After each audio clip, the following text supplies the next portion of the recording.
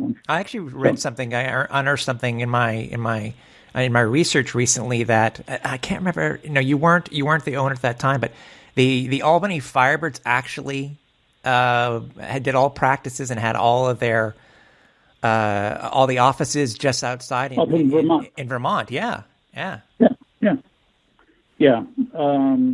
Well, here's the problem. I mean, the underlying problem is the way the worker comp system is set up. Arena teams had to carry workers' comp insurance, right? Because when we operated for roughly, let's say, 4 months a year, if you went back and looked at the number of injuries in the last games of the season, you'd be astounded how many guys got hurt. Yeah, because they went on workers' comp, and workers' comp, that was paying them. That's how they were living in the off season. But what happened was when you set up a new company, you get thrown into a pool, and so your rate as a new company is, let's say, average.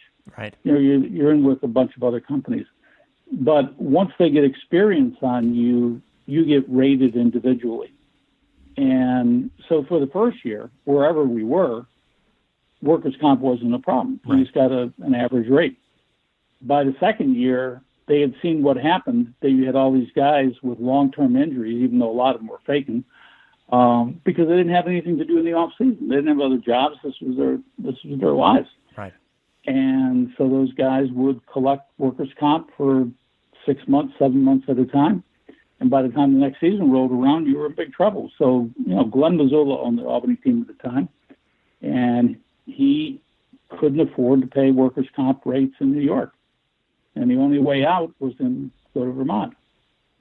And isn't it true, Joe, that the state stepped in? Is that true to help bring the Firebirds back home, so to speak? Because that's what it sounded like in the article out of the Times Union, but I wasn't sure if that was actually true. Did the government step in to help?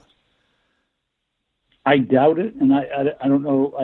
I'd have to see the article. Oh, okay. Here's what I can tell you. When I was involved with the league, all the players were employed by the league. Right. So wherever we put the league office, that's where the league was located. And so if we moved the league office from one state to another, we started over. Mm-hmm. Okay? Mm-hmm. We figured it out. We had the solution in our hands. After I left the league, the owners decided that the new owners coming in pushed to have the players be their own employees.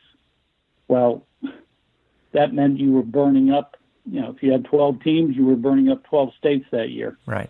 They ran out of states. I mean, they didn't understand. I assume they didn't understand that they were killing themselves by making the players employees of each team. By having one of the exceptions to the Antitrust Act, and this is how we stumbled on this. One of the exceptions was we could set salaries and not be in violation of the Sherman Antitrust Act if everyone worked for the same employer. Okay. And so that killed two birds for us, literally. We got out of the fact that we wanted to set rates for the players, and we didn't want to be in violation of the federal law and the Sherman Antitrust Act, and we wanted to be able to control workers' comp. So by having everybody under one employer, the league, we were able to do that. So, the next group that came in, led by Jim Drucker, just, in my opinion, fucked things up beyond. It was like, why would you do what you did without understanding the implications of what you did? And it was just, to this day, I don't understand why they did it. But Glenn Mazzola had no choice. Yeah. His rates in New York State were abominable. I mean, they were, and I can tell you, here's a funny anecdote. At the time, I had left the league, and I wanted to sell my team. Right. And we ended up in a lawsuit over this. And the lawsuit was based in Albany, New York. We called the first witness. That was Glenn Mazzola. Glenn Missoula, I knew what was going on. I knew he was up in Vermont.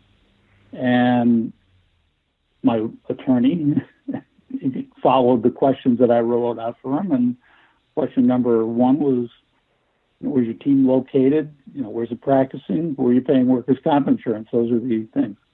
Glenn Missoula took the Fifth Amendment on question number two. Mm-hmm. That was the end of the trial. We went into the judge's chambers, and the league settled immediately because they knew where we were headed. I mean, it was stupid. So, I have to admit I took advantage of the fact that I knew what was going on with Glenn, and I didn't have any problems with Glenn, but it was a stupid thing for them to do, and he did what he had to do to survive before he sold the team to the Indianapolis group. Right. But it was never legit. I mean, it was having the team in Albany and saying it was in Vermont. That was, listen, it was one thing for us to move the league office to Illinois and then move it to, I forgot where we moved it next, I think down to Florida. But it was one thing for us to move the league office around. It was another thing for a team playing in a town saying, no, we don't really live here. We live in Vermont. I mean, do you play any games in Vermont? No, we don't play any games. No, it was just silly.